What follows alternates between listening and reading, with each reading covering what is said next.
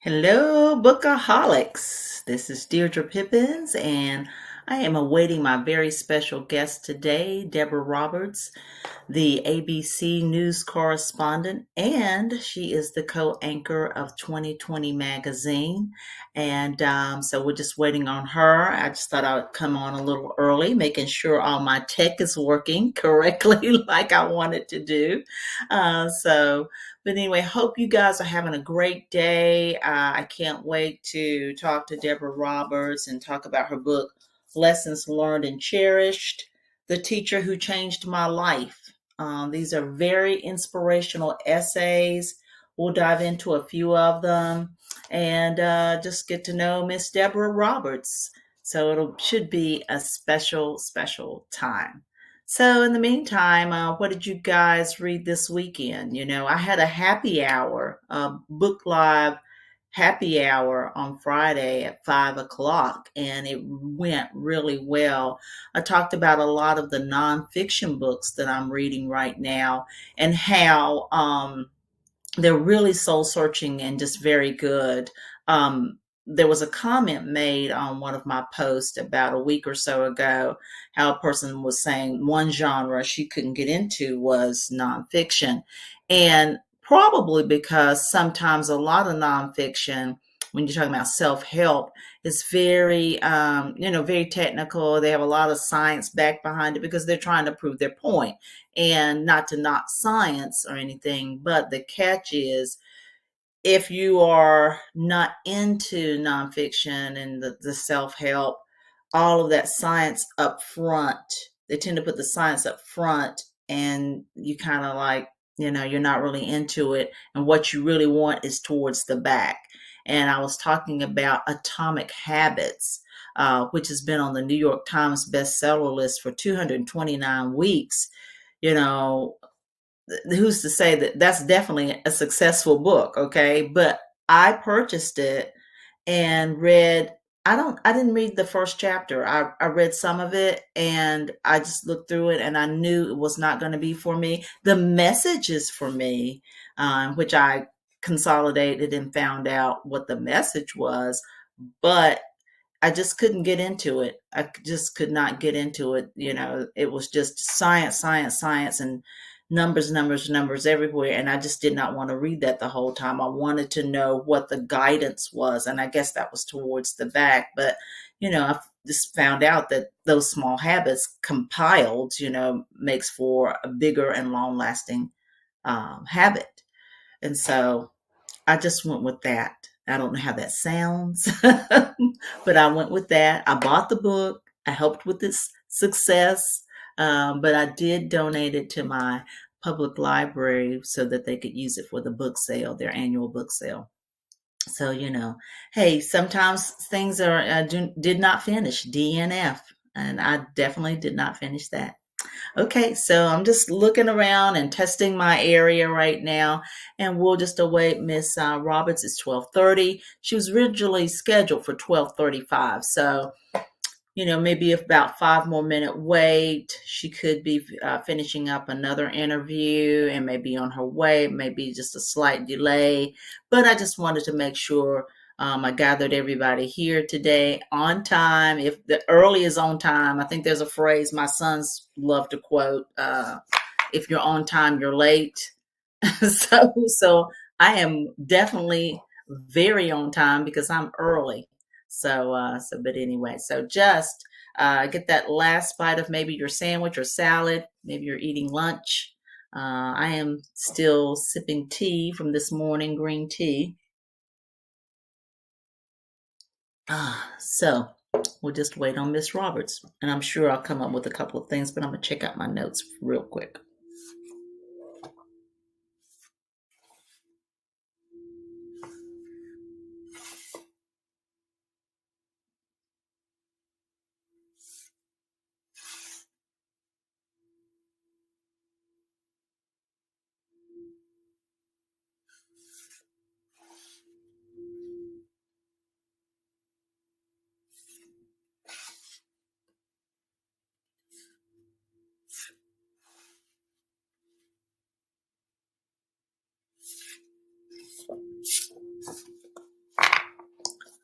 While I'm talking to Deborah Roberts today, you may think about, just some of the teachers you may have had in your life. Use this time to reflect back and think about the teachers that inspired and encouraged you. And even I have to throw in there a librarian, Mrs. Ashworth. She was my librarian from the first grade all the way up to the ninth grade. And I will tell you, she is one of the reasons why this podcast, this YouTube channel, my blog even exists, because she guided me in my choices. Now, if you listen to my very first episode of the Bookaholic podcast, you will learn that, of course, my mother and my sisters were definitely inspirations. We read at our house all the time. My parents got the Sunday newspaper. My mother and sisters at that time read Harlequin romances. So I definitely had influence on reading. So, and I just picked up books. We would go shopping and I always wanted books. I always wanted books. Not so much, so many toys. I had toys, but I always liked to pick up a new book. And I still have that condition to today. Therefore, bookaholic.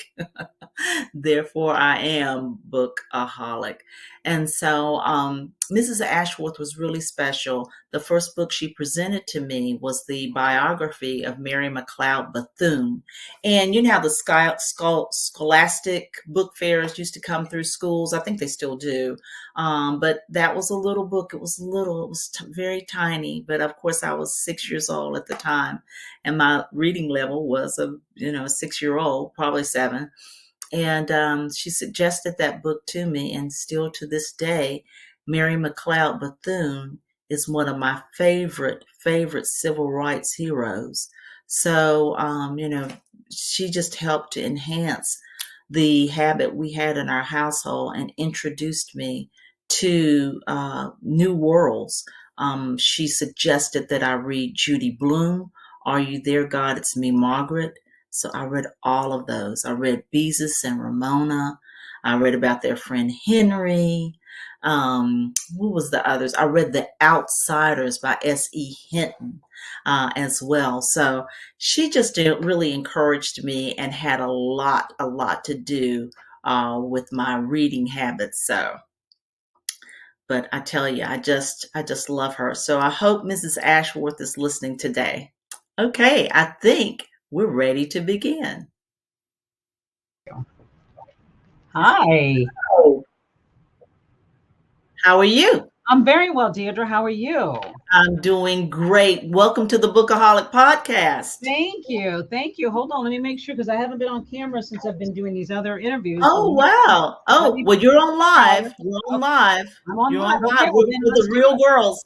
We're real here. We're real. Well then we'll just get ourselves together live. Real. Well, Okay. you're always so beautiful. Always so beautiful. I was like, oh gosh, I've got to look semi cute because Deborah Roberts is always You are beautiful. too nice. You're too nice. I appreciate that. Well, I came to you sort of like in progress from one thing to the next. So don't mind me if I'm touching up my lipstick, everybody.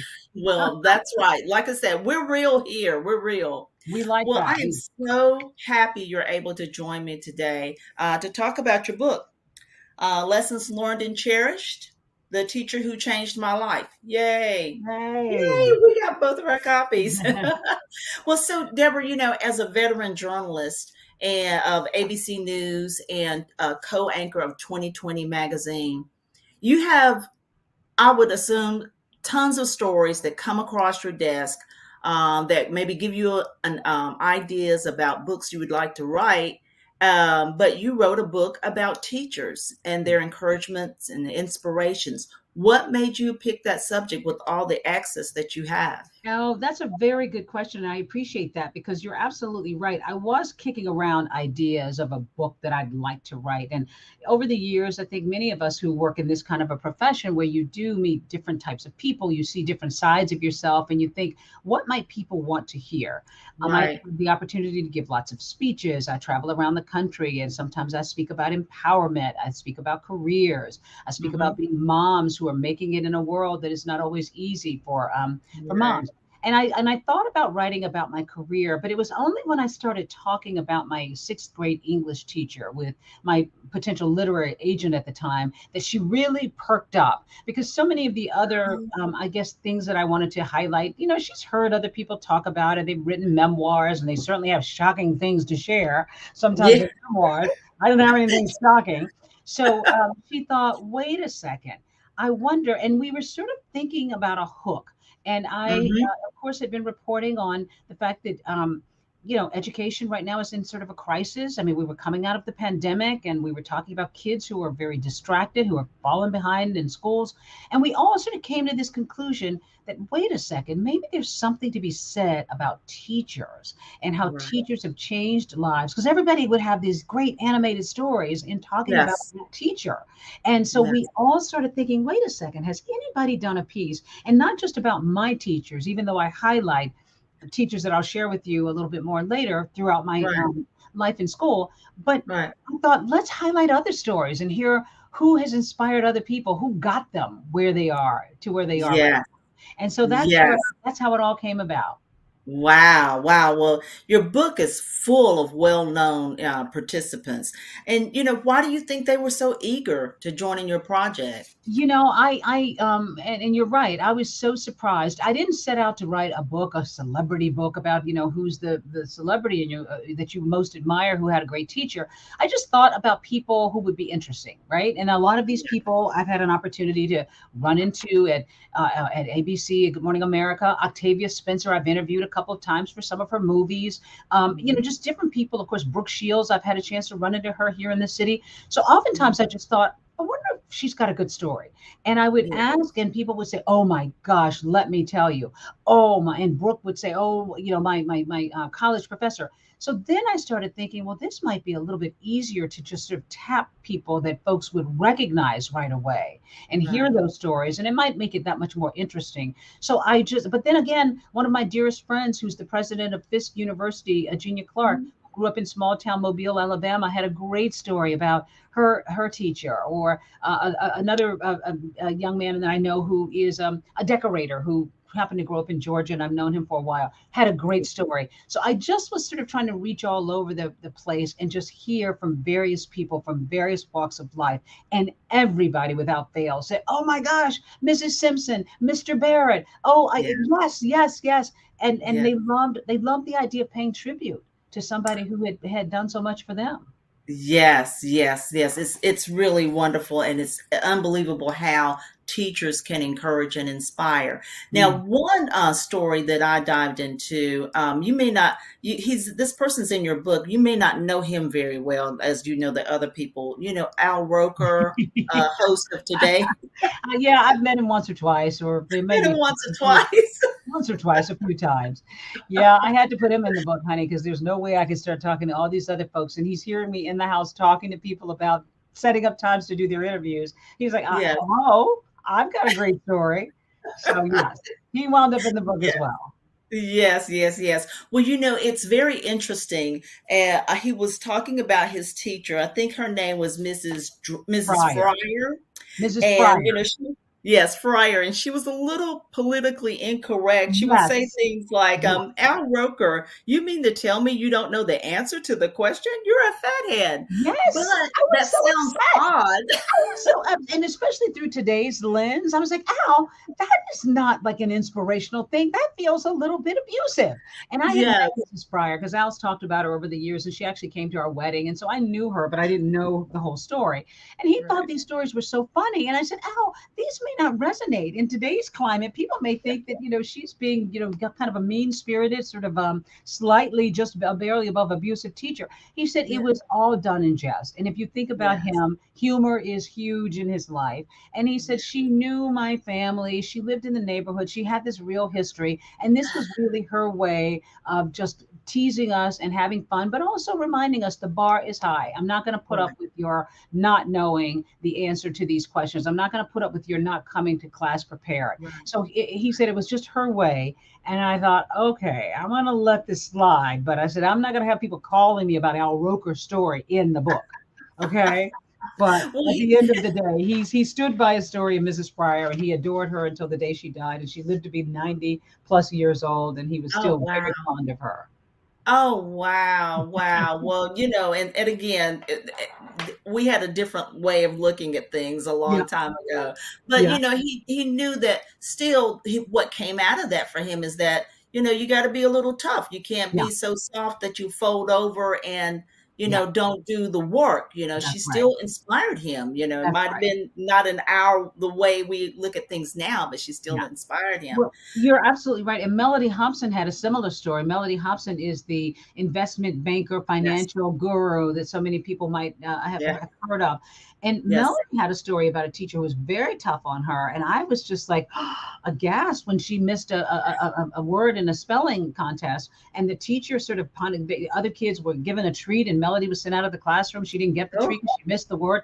And I was like, oh my gosh, that is so, rude. And today parents would come marching down to the school. And Melody oh, said, yeah. no, but before you make a judgment about that, I want you to know that this particular teacher, number one, knew I could take it, but also Right. knew that this was all about excellence. It was all about excellence. And she wound up taking Melody under her wing, and she won some Oh, contests once when it came to like an essay or debate.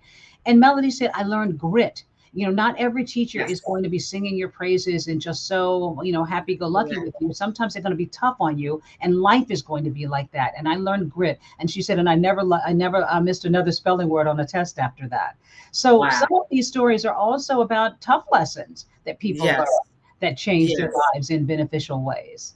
Well, certainly, Miss Hobson is, she came through with flying colors, Yes, she sure head did. of Ariel Investments. So, Yeah, yes, yeah. definitely that all worked out for her. Well, now, the story that I read was from one of the stories I read was essays, rather. It was from Christy Turlington Burns. Yes, We yes. all know her as a model. Right. She's a global health advocate, and she's the That's right. founder of Every Mother Counts. Yep. And I thought Yep. it was very interesting that one of our what most well-known models came Mm-hmm. from a small town in California, Mm-hmm. very provincial. They took a huge move across the country. They went to Miami, Miami. a Mm-hmm. huge melting pot type of place. Now, Christy Turlington Burns could have stayed small. She could have Mm-hmm. stayed provincial, but her exposure in Miami and with her teacher really woke up her entire world. And I think her teacher was named Ms. Mrs. Dane. Dane. Mrs. Mrs. Dane. Dane. And I she was just attractive and stylish. So Yes. she liked that. She was a feminist in a pantsuit. Yes, She liked and yeah, an afro and all of Ye that. And I just yes, loved yes, hearing too. I just loved hearing Christy describe it because, my story about Mrs. Hardy, my teacher, I grew up post segregation. So I had gone to yes, segregated schools up until fourth grade. Suddenly I'm in yes. integration, and I've got these teachers, white teachers, and teachers who just are bringing a different mindset to the classroom. Here, Christy grew up in California, and was Yes. probably, as you said, provincial, probably, and her mother, I think, is from Central America. So she had some knowledge of another part of the world, but when she got to Okay. Miami, it was this real melting pot, as you said. And to have this Mhm. black teacher who is like a cool, groovy teacher with bell Yes. bottoms, and Christy said there was something just about the way she carried herself. She Mhm. also demanded excellence in the classroom, no Yes. guff, right? But Yes. there was something about her persona, and that's what I loved about so many of these stories in the book. It wasn't necessarily all about a lesson that was being taught or a subject that a kid remembered getting an A in. It was about what that teacher represented, whether it's Yes. kindness, whether it was like sort of a real feminist as this teacher was, or another teacher who, Rosie Perez talks about a teacher who showed her compassion and kindness. It was Mhm. really about what those teachers represented, and they these, think about it, during those years, those are formative years, particularly Yes. adolescence. We're so impressionable, and to Yes. learn something about a teacher's life and to just in them impart a little something to your life, it's just Yes. changed lives. And Christy said it sort of opened up a whole world to her about what a woman Yes. could be, what life could be, and just sort of the grooviness Yes.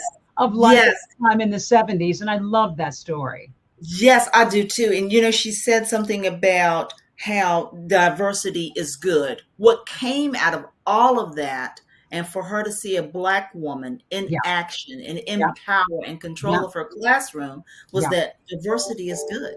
Yeah. So Exactly. that was wonderful. I just love that And story. probably impacted her too, because as you said, Corsi is a global ambassador for, maternal health around, the world. And it probably opened her eyes and her mind up too, to think in a global way.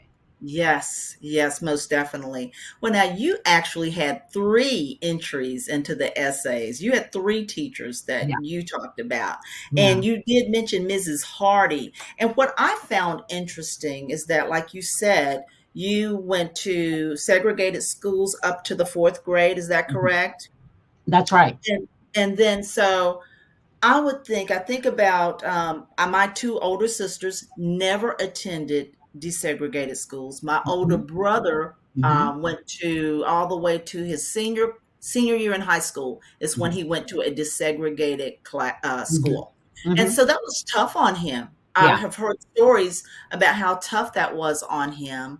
My mother had to really, help him to adjust Hmm. with the new educational system that he had just been put into. And Hmm. so when I read about you and Mrs. Hardy, I want to know a little bit more deeper about that transition from segregated to a desegregated school because you think when those of us are reading history and you think about these things, Hmm. you're like, oh goodness, the Yeah. white teacher couldn't be supportive, but Mrs. Hardy was Yeah. supportive. Yeah. And I just tell us more about that whole situation with Mrs. Well, I Hardy. had I had been in the integrated school system for a couple of years by the time I met Mrs. Hardy. So certainly, Okay. Okay.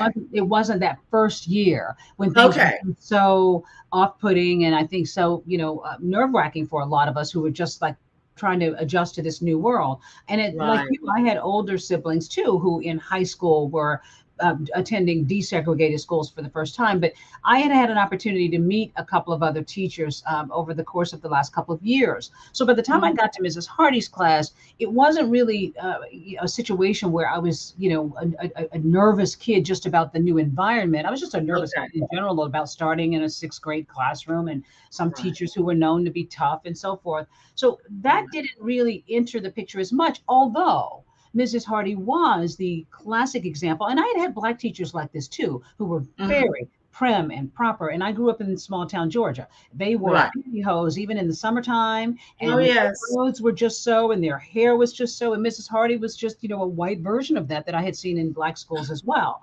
But I think Right. it was just really that it was her style and her manner. She was just, she clearly was an intellectual. She was a woman who loved teaching, but who knows if she had had opportunities beyond that, if she had lived in a different era, what she might have done. Who knows? She might have gone on and worked at NASA or something. But she was Right. very much into English, of course. So Right. she just had. She had expectations of her students. And Right. I talk about in the book how, you knew what the rules were. You better not be late. She would close the door. And if you were there at the door trying to open it, like you came on, the bell had rung and you had gone to the bathroom, and she would pretend she didn't see you and she wouldn't open the door. You better not be chewing gum in her class because she didn't go for Oh, that. She didn't think that was that set a nice tone. You had to uh-huh. make sure your homework was together. So she was all about presentation, how you Mm. present yourself. And Okay. she exuded that. And I think that either you were just petrified and you just wanted to get your lessons, to her on time and do the right thing, or you kind of admired her, which is what I did. I admired her and I thought, wow, I'd love Yes. to, to be a little bit more like her. But it was that Yeah. moment when she was giving back our homework or essays or something, and she Right. said, as I said in the book, in that very southern way, and she said, Deborah, you did well on this test. You're a good student. You're going to go far in life. And I'm not Mm. quite sure why she said that to me at the moment, but she was basically giving me a compliment, like you're on the ball. You've got some stuff on the ball. And I Right. just was like, Mrs. Hardy thinks that I'm good at what I do. Mrs. Hardy thinks I have potential, and it just Yes. sort of lit a fire in me. And then from then on, I think I just wanted to continue to excel, to please Mrs. Yes. Hardy, but to show myself that I could rise to the occasion. So that was Yes. the first teacher, I think, who just sort of inspired me in that way. And maybe it was just also because of the age that I was at the time, 10 or Yeah. 11 years old, and you're impressionable. And she came Right. around at just the right time. Oh, wow. Fascinating. Well, now let's talk about Mr. Griffin. Mr. Griffin was Oh, frightening. oh, Mr. Griffin, terrifying. He was terrifying. He was a very high strung guy who seemed to be angry all the time, and he Oh just had my no gosh. patience for anything. Mrs. Hardy, even though she was tough, you could see compassion now and again if there was a student and something happened, or one of our students clearly came from a home that was very dysfunctional and had all kinds of problems, and you can tell by the way he was disheveled in class, and she would show him compassion. Mr. Griffin didn't show a whole lot of compassion. He was a science Oh, teacher. He taught physics, and he was very much like, you knuckleheads. You know how those teachers who yeah. come to classes thinking all these kids are just smart alecky and they're not up to the task and they don't know what they're doing. He was just in a perennial bad mood. And Oh, so most kids were really terrified of his class. And I had one or two friends who, after a day or two, dropped his class and moved to something else because we're in high school and we could do that. But okay. I would like Mrs. Hardy. I thought, I don't know. I did well on one of his early quizzes, and I thought I might be able to rise to the occasion. I might be able to do this. And if I can do this, then I can, do so much more. And he sort of Yes. brought my appetite also for challenge, for taking on a challenge. Mm-hmm. And so Mm-hmm. when I began to do okay in his class, and I think I probably ultimately maybe got a B in his class, but in physics in high school with Mr. Griffin, I Hey, may as well have had an A plus. that was great. You know, That was definitely it was great. not easy, but again, it was an opportunity to learn that not every teacher is going to be warm and fuzzy and cozy No. and bend the rules or whatever. But if you bring it, and Mr. Griffin showed it, that if you bring it, if you brought the work and you brought the tenacity and just sort of the determination, then maybe he might cut you some slack, and here and there he'd show you a little bit of humanity. But it was just a lesson in learning how to roll with the punches and to cope with different types of personalities. Yes, most definitely. And the opposite of Mr. Griffin, it seems like, was Mr. Man. And he taught you that you can have fun Yeah. learning, Yeah. even, just being a little silly Yeah, sometimes. being a little silly and talking about the skeletal system and kind of turning it into a little sing-songy about the Right. metatarsals and the phalanges and the this and the that. And I had never had a teacher do that before, just being kind of silly in the classroom and putting himself out there, and particularly a science teacher. But Yes. he turned it into something fun, and he had a manner about him that just, I think for kids, you see adults in sort of this very singular way, Yeah. maybe one dimensional, and they're adults and they're supposed to present this way, and he sort of broke out of that, and he showed us that he could have fun with us and just kind of let his guard down and just be a person. And I think most of us responded to that, and I certainly did. And it was a very different approach to teaching. And I did very well in his class just because he was a different personality. Yes, most definitely. That was But what was so great about it. And back in those days, too, and I say back in those days, teachers would, in many cases, teachers felt a certain amount of freedom to do that and to sort of be themselves and to show that you their personalities. Whereas I don't know that in every situation they feel as free to do that today. right. I tend to agree with you on that, definitely. Well, while I was reading this book, I kept wondering, I wonder if Deborah would accept librarians. They're Of not teachers course. per And then se. you read about Mrs. Talon. Yes, Mrs. Talon. And I was like, when I saw that, I was like, thank goodness, because that's one of my inspirations. Your Um, Mrs. Talon was my Mrs. Ashworth. oh, I love And that. oh, yes, yes, yes. I was just explaining to the audience before you came on how the reason why I even do my podcast was, of course, I had inspiration from my mom and my sisters who were big readers. But Mrs. Ashworth, once I got to school, she introduced me. The first book she introduced me to was a little biography of Mary McLeod Bethune. It was from the Oh gosh, Scholastic yes. reading Oh, fairs. And so wow. she just inspired me. She inspired me to read Judy Blume, The Oh, Outsiders by nice. S.E. Hinton, just all of these Um, different books. And oh, I love she that. still lives today, and I just love her. I love that. Well, Britt Bennett, the writer who wrote The Vanishing Half, and she's Yes. the celebrated writer, talked about a teacher who gave her a book too that sort of sparked something in her. And it's so Mhm. interesting, sometimes a teacher who just like thinks you'll like this book, and you feel like Right. the teacher sees you almost on their level, like they want to share some of their interest with you, and that makes Yes. such a difference in your life going forward. And who knew that you would become this great reader as a result of her challenging you? I love that story. Yes, yes. They just seem like they're just so with you and for you. So that's just Yeah. very important to let young people know, definitely. Yeah. Well, as you and I both know, there's a lot of issues facing teachers today, and our Yeah. educational system seems to be broken. But Mhm. what do you think we can do to help teachers or other educators in our school systems in the short term and the long term to make things better?